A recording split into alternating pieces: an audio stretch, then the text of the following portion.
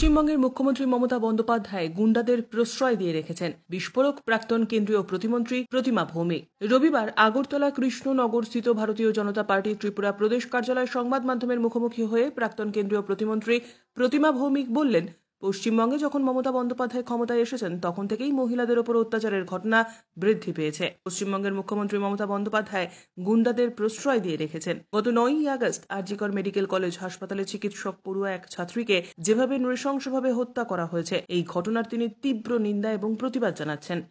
একটা তালিবানি সরকার 2021 থেকে আমি পশ্চিমবাংলা সংগঠনের সঙ্গে ওতপ্রোতভাবে যুক্ত রয়েছি।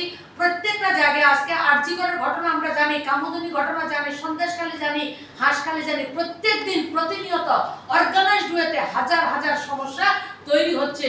কাউকে কথা বলার অধিকার নেই, কথা বলার অধিকার ছিনিয়ে নিয়েছে এই তালেবানি শাসন। পশ্চিমবাংলার সমস্ত শাসন ব্যবস্থাটা তালেবানি কায়দায় পরিচালিত হচ্ছে। তৃণমূলের গুন্ডা দিয়ে সরকারের কোনো কাজ নেই, পুলিশের কোনো কাজ নেই, শাসন প্রশাসন সেই জায়গায় ভুল উন্নীত, সেই জায়গা গুন্ডাদের হাতে কুক্ষিগত হয়ে গেছে। তার জন্য আমরা আজকে একজন মহিলা হিসাবে এবং একজন নাগরিক হিসাবে গোটা দেশের নাগরিকরা যেভাবে জেগেছেন, সবাইকে আবারও বলবো যে মমতা ব্যানার্জির পদত্যাগ খুব দরকার। এই মহিলা যতদিন থাকবে আমাদের পশ্চিমবাংলার মহিলারা সুরক্ষিত নয়। আমরা মা যে সমস্যা উনি ডেলি তৈরি করছেন, সেটা প্রতিনিয়ত উনি আরো উত্তর সেই ক্রাইম উনার বৃদ্ধি পাচ্ছে। সেই কাজটা আমাদেরকে দেখতে হবে। আর একটা নাটক উনি করেছেন, মেয়েটা যখন মারা গেছে বলছে সেটা সুইসাইড। তার মা বাবাকে দেখতে দেওয়া হচ্ছে না। একটা ডক্টর মেয়ে, মা বাবাকে দেখতে দেওয়া হচ্ছে না। 2-3 ঘন্টা বাদে দূর থেকে মেয়েটার ছবি তোলা হয়েছে এবং তাড়াতাড়ি করে তার বডি দিয়ে শেষকৃত্য কিভাবে করা যায় সেই কাজগুলি ওনারা করেছেন। কি হাত কিভাবে ভেঙেছে, কিভাবে বাঘ মুখে চাপা দেওয়া হয়েছে, কি করেছে, সমস্ত অডিও রেকর্ডিং এর মাধ্যমে আমরা সবাই জেনেছি। সেটা সভ্য সমাজে বললাম তো শরীরের রক্ত হিম করে দেওয়ার মতো ঘটনা পশ্চিম বাংলায় ঘটেছে। যে বাংলা আমাদের বাংলা স্বাধীনতা সংগ্রামের প্রতিনিধিত্ব করেছে, যে বাংলা কৃষ্টি সভ্যতা সংস্কৃতিতে পৃথিবীর মধ্যে উৎকৃষ্ট জায়গায় ছিল, সেই বাংলাকে আজকে সর্বসার করে দিয়েছেন, লজ্জিত করেছেন এই মুখ্যমন্ত্রীর নেতৃত্বে। তাই আজকে আপনাদের মাধ্যমে গোটা সমাজের কাছে আমি আর্জি করে রাখছি যে মমতা ব্যানার্জির অতি সত্বর ওনাকে পদত্যাগ করা দরকার।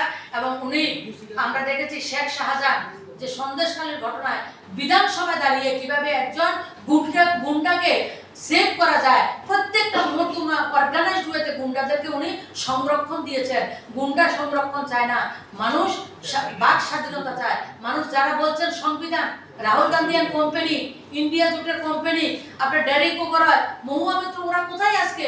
যারা কথায় কথা সংবিধান নিয়ে কথা বলছেন, যারা সংবিধানে কয়টা পেজ আছে, কয়টা ধারা আছে সেটা জানেন না, একটা নোটবুক বুকে নিয়ে সংবিধানের নাটক করছেন। সংবিধান কার? যে মেয়েটার দর্শন হয়ে গণদর্শন হয়েছে, মৃত্যু হয়েছে, তার জন্য সংবিধান নয়। সংবিধান কাদের জন্য? একটা ওবিসি বর্গের মেয়ে। সংবিধান কাদের জন্য? আজকে রাহুল গান্ধী বলুন, আজকে যিনি मैं लड़की हूँ लड़ सकती हूँ যে প্রিয়াঙ্কা বাড্রা কথা বলেন, ওনার লড়কিওয়ালা জবাব কোথায়? যখন ইন্ডিয়া জোটের সরকার দ্বারা অর্গানাইজড ওয়েতে ক্রাইম হয়, তখন ইন্ডিয়া জোটের কোনো নেতার কথা বেরো না। তারা সব সময় একটা বর্গের জন্য কাজ করেন, সব সময় ভোটের রাজনীতি করেন, তারা মানুষকে তুষ্টিকরণের রাজনীতি করেন, এপিসমেন্টের রাজনীতি করছেন। তার জন্য ওয়েস্ট বেঙ্গলে যে এত বড় একটা ক্রাইম হয়েছে, রাহুল গান্ধী বলুন, প্রিয়াঙ্কা গান্ধী বলুন, আজকে যারা ইন্ডিয়া জোটের অখিলেশ যাদব বলুন, প্রিয়াঙ্কা চতুর্বেদী বলুন, কোনো জয়া বচ্চন, যারা লম্বা লম্বা কথা বলছেন, একজনের কিন্তু কথা আমরা শুনতে পাচ্ছি না। আরজিকর হত্যাকাণ্ডের ঘটনায় পশ্চিমবঙ্গের মুখ্যমন্ত্রী মমতা বন্দ্যোপাধ্যায়ের পদত্যাগ দাবি করেছেন প্রাক্তন কেন্দ্রীয় প্রতিমন্ত্রী প্রতিমা ভৌমিক।